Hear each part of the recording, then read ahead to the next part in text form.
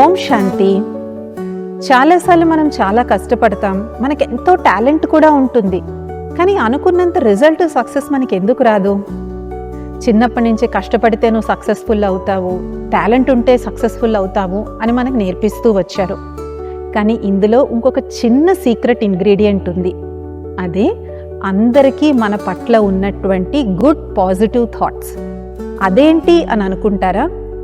చూడండి, మనం ఎంత కష్టపడినా, ఎంత టాలెంట్ ఉన్నా, ఎవరన్నా మనల్ని మాటిమాటికి నిందిస్తూ ఉన్నారు, మాటిమాటికి మనల్ని మనసులో తిట్టుకుంటూ ఉన్నారు, మనం ఎవరికన్నా దుఃఖం ఇచ్చినా, బాధ కలిగించినా, వాళ్ళు మనల్ని తలుచుకుంటూ అరే వీళ్ళ వల్ల నాకు ఇంత నష్టం కలిగింది, నాకు ఇంత బాధ కలిగింది అని వాళ్ళు దుఃఖిస్తున్నారనుకోండి, వాళ్ళ దుఃఖం అనేటువంటిది మనకి రావాల్సిన సక్సెస్ని హాఫ్ చేసేస్తుంది, తగ్గించేస్తుంది.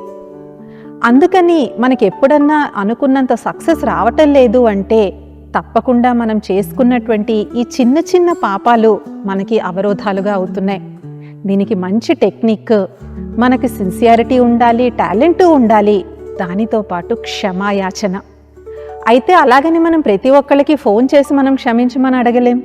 రోజు రాత్రి పడుకునే ముందు భగవంతుని ముందు సత్యమైన హృదయంతో కూర్చుని, పరమాత్ముడా, భగవంతుడా, నేను తెలిసో తెలియకో ఎవరికైతే దుఃఖాన్ని ఇచ్చానో వారందరి నుంచి నేను క్షమాయాచన చేస్తున్నానని మనస్ఫూర్తిగా భగవంతుని ఎదుట క్షమించమని అడగాలి. అలాగే నన్నెవరైతే దుఃఖ పెట్టారో, నాకెవరైతే నష్టం కలిగించారో వాళ్ళని కూడా నేను ఇవాల్టి నుంచి మనస్ఫూర్తిగా క్షమిస్తున్నాను. క్షమాయాచన, క్షమించడము, ఈ రెండూ కూడా మన యొక్క పుణ్య ఖాతాను పెంచడం ద్వారా మనకి జీవితంలో సక్సెస్ని కూడా తీసుకొస్తుంది. So my dear divine brothers and sisters, let us all try this. Om Shanti.